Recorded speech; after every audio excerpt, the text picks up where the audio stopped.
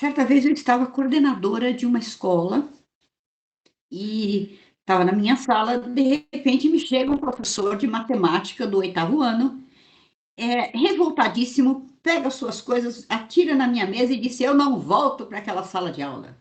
E aquilo no meio da aula, largou a sala lá sozinha.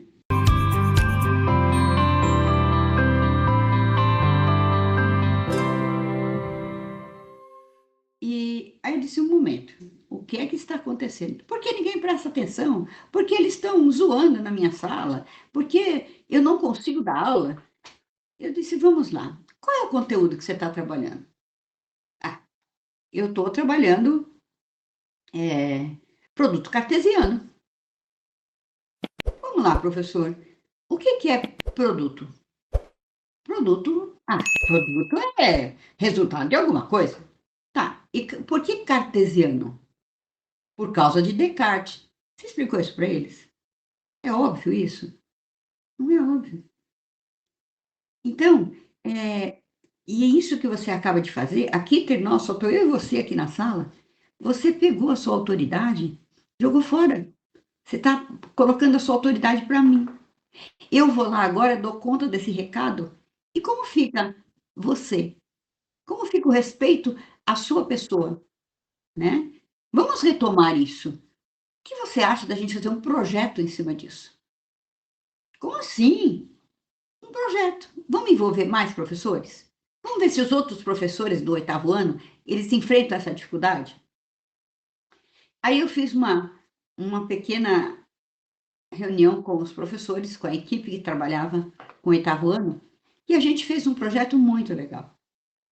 Então, envolvemos a professora de artes, o professor de teatro, o professor de educação física, professora de português, história, geografia.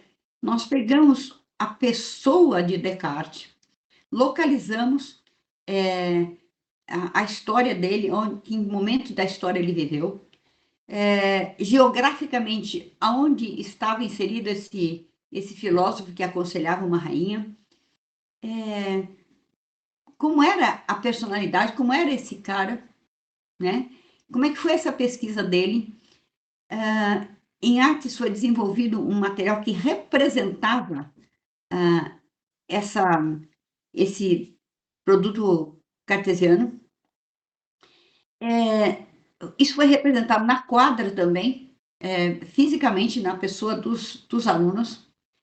E, por fim, foi convidado para coroar, digamos assim, esse projeto, um filósofo da contemporaneidade. Não vem ao caso aqui eu detalhar outras coisas, mas esse projeto foi muito bom, muito efetivo, o professor ficou entusiasmado, o corpo docente se irmanou, não é? E eles até se divertiram para ficar pensando quais eram os detalhes desse projeto. "Ah, porque eu vou fazer isso? Ah, na quadra eu vou colocar assim, assim. Ah, eu vou usar isso, isso, isso na minha sala de artes. Eles vão preparar tal e tal coisa". Nossa, como era a linguagem, como é que era, a expressão, né, deles. Então, na área de língua portuguesa, isso foi trabalhado também. O produto cartesiano em si, ele foi demonstrado através de todas essas coisas, o que ajudou no aspecto matemático. Ciências, qual foi a pesquisa de Descartes para fazer chegar a essa questão do produto cartesiano. Então, a motivação deles mudou completamente.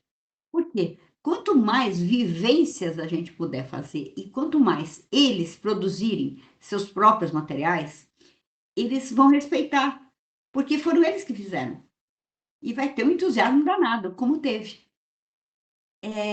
Gente, nesses 40 anos de docência, eu vivi muitas experiências. É claro que no início elas eram bem diferentes da docência de hoje, mas eu tenho a vivência da docência de hoje também, né? Então, não adianta o que eu disse para esse professor: você não é super-herói, você tem o seu limite. E certamente a condução da não significação do tema trouxe esse desinteresse. Eles estão claramente desinteressados. Porque você simplesmente dizer: "Abra a apostila na página tal, hoje nós vamos aprender produto cartesiano", é algo assim que, pensa, vai interessar para alguém? O que isso tem a ver? O que eu vou fazer com isso na minha vida, né? Então, qual era o aspecto, eh, prático que agregasse para a vida esse conteúdo aí? Então, essa postura, ela não cabe mais no ensino, no trabalho de hoje em dia, na contemporaneidade, né? Com esses dados, a gente vê que a Organização Mundial de Saúde, ela já reconheceu o burnout como um fenômeno ocupacional, né, que é o nós no dia a dia. Então, entre as profissões mais afetadas, segundo a OMS, é a docência. Estamos ali no topo, dessa situação difícil. Uma pesquisa feita pela revista Nova Escola mostrou que 66% dos professores já pensaram em abandonar a carreira. Isso é muito sério. Gente, educação é educador, é aquele que conduz todas as profissões, né? Educador do futuro, né?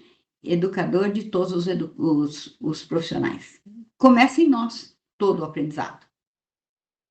Então, para isso, a gente precisa ter uma base boa, um alicerce bom e nos alimentarmos, tanto cognitivamente, tanto na nossa bagagem de conhecimento, quanto no nosso aspecto emocional. Nós não somos somente a cognição, nós somos emoção também, né? Então, muitas vezes você vai para a sala de aula, você não está bem, né? Por exemplo, hoje, antes da gravação, eu estava acometida de uma tremenda enxaqueca, mas eu tomei um remedinho, fiz assim um exercício bom de respiração consciente para poder estar aqui com vocês, estar bem, estar compartilhando as coisas que nos angustiam, né? Eu junto com vocês, não eu aqui dizendo algo como uma pessoa teórica, né? Porque não sou. A minha vida é a vida de vocês. Nós estamos falando de profissionais que amam o que fazem, mas que estão esgotados, desvalorizados, exaustos. Eu vejo isso no semblante dos nossos alunos. Quando a gente está trabalhando, por exemplo, nas salas de psicopedagogia, nas salas de psicomotricidade, nas salas de socioemocional, né, existe essa exaustão, essa constatação de que nós somos desvalorizados. Há muitas situações de sala de aula que vocês devem ter ouvido falar, estão acompanhando, vez ou outra a gente vê situações que você fala, não é possível que isso está acontecendo dentro de uma sala de aula. Há pouco tempo apareceu aí, viralizou na internet, duas alunas se agredindo de uma maneira estúpida, né? Por motivo nada relevante. E assim, colegas filmando e ninguém tentando apartar aquilo. E a professora ficou meio que perplexa, não sabia como intervir. Acabou fazendo isso, mas foi um desgaste extremo, né? Então, o que acontece, minha gente, quando nós adoecemos? Todo o processo educativo adoece junto. Percebe? Porque eu não posso estar fazendo uma entrega plena, porque eu não estou plena. Entende? Então, a gente está, na verdade, numa encruzilhada, sabia? Nossa, Pro, mas numa encruzilhada? Pois é. De um lado, a gente tem as expectativas sociais, sobre as quais a gente já falou. E elas são cada vez maiores. Não é? Vocês não se sentem assim?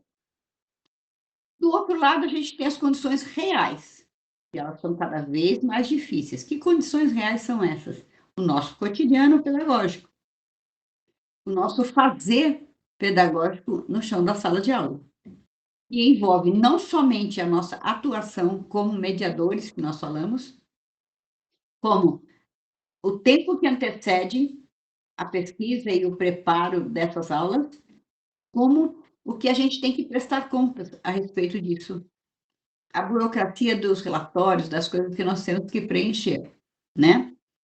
Mas a gente precisa lembrar de uma coisa, é só, ah, uma frase, assim, indispensável. Nós sentimos em dizer: "Respeitável público, sem professor não há educação".